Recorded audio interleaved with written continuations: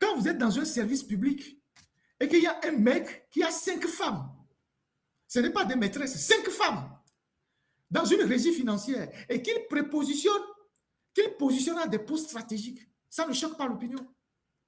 Quand je parlais de Tchodié ici, ce sont les jeunes, les militants de Union, je ne sais pas certains qui disent non, Ferdinand, il exagère, tout ça. Allez lui demander combien ils ont ramassé chez lui. Allez lui demander combien ils ont pris chez lui dans la perquisition. En espèces. Posez-lui la question combien ils ont pris chez lui. On a dépassé les 3 milliards en espèces, avec des lingots d'or. Aujourd'hui, il ne peut même plus sortir du pays. Pour le moment, on l'a laissé libre. Il ne peut pas sortir du pays. Et on ne veut pas en parler. On a organisé une fuite à travers beaucoup de pages et comptes sur TikTok. C'est eux qui ont organisé ça. C'est ceux qui ont voulu que l'information fuite, qui ont organisé tout ce que vous avez vu là.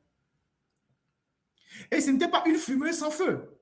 C'est eux qui ont organisé ça. Vous avez vu qu'il y a beaucoup de comptes, beaucoup de pages qui ont écrit sur le cas Tchodié. Certains ont dit même qu'il est arrêté, il est ci, il est ça. C'est eux-mêmes qui ont organisé ça. Parce qu'il faut qu'ils démontrent à l'opinion que leur champion est en train de travailler. Et c'est de cette manière-là qu'on lutte contre la corruption. Si vous avez les documents ou vous avez des éléments, des indices que quelqu'un qui a géré la régie financière a amassé de l'argent chez lui à la maison, vous faites une procédure judiciaire. Vous faites une procédure judiciaire qui consiste à aller faire des perquisitions et à saisir ce qui ne lui appartient pas. Et quand on saisit ça, on met ça sous scellé. Et pendant la procédure judiciaire, si la personne est condamnée, on remet l'argent au trésor. Tout l'argent qu'on va ramasser chez les gens, on ne sait pas à qui on remet cet argent. Et Tchodié n'est pas la première victime. Il y a quelqu'un qui a été déjà victime de ça. Vous vous rappelez? Il y a quelqu'un chez qui sont allés aussi ramasser l'argent comme ça. Il avait fait aussi l'OTR. Donc, c'est devenu une méthode je ne sais pas. Il y a le chef gangster qui est souvent servi par ses Agbassivi. Et quand le chef gangster se rend compte que les Agbassivi aussi puisaient un peu, il envoie les soldats ramasser l'argent chez eux. Et lui, on lui ramène cet argent-là et lui, il en dispose. Cet argent ne va pas au trésor. Il bloque ça. C'est quelle drôle de façon de lutter contre la corruption, ça. Vous laissez les gens vous servir, eux aussi, ils volent un peu pour constituer leur petite fortune. Et puis après, toi, tu envoies les éléments chercher l'argent à leur domicile. Et tu gardes l'argent. Cet argent ne va pas au trésor. Mais vous organisez des petites fuites pour dire oui, on est en train de demander des comptes aux gens qui ont géré l'OTR et que le PC est là et il veut frapper. Donc, ceci s'est passé avec Tchodié. Ils sont allés ramasser l'argent dans ses résidences. Maintenant, cet argent-là, ils l'ont remis à qui? Est-ce que c'est une procédure judiciaire qui aboutit à cela? Est-ce que c'est une procédure non judiciaire? L'argent confisqué, est-ce que ça a été versé au trésor ou ça a été remis à quelqu'un? Tout le problème est là.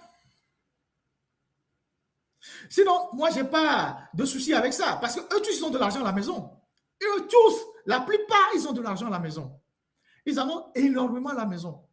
Maintenant, quand quelqu'un n'est plus en odeur de sainteté, on va ramasser chez lui, on remet cet argent à qui? Vous savez pourquoi ils n'aiment pas en parler publiquement? Vous savez pourquoi ils ne font pas de procédure judiciaire? S'ils le font, ils vont confirmer que le régime est corrompu. Par exemple, dans le cas Tchodié, s'ils font une procédure judiciaire connue de tout le monde, cela signifie qu'on aura des éléments matériels comme quoi le gars, quand il était à l'hôtel, il a pris beaucoup d'argent. Ça veut dire que d'autres font pareil.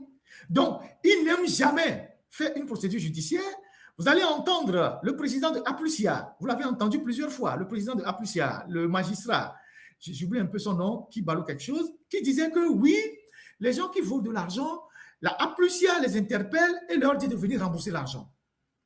Dans quel pays au monde on lutte comme ça contre la corruption? Mais est-ce que depuis 5 ans, 6 ans, 7 ans qu'on a créé Aplusia, est-ce que vous avez lu dans un rapport de Aplusia, un rapport de fin d'année où Aplusia vous dit j'ai récupéré tel montant pour le trésor, j'ai récupéré tel milliard pour le trésor, j'ai récupéré tel milliard pour ceci. Jamais, il n'y a pas de rapport. Et pourtant, les gens qui sont appelés là-bas, c'est des gens compétents. Le juge, là, il était au GIABA. Le GIABA, c'est le groupe inter-africain de lutte contre le blanchiment d'argent. Moi, j'ai suivi des formations du GIABA au Libéria.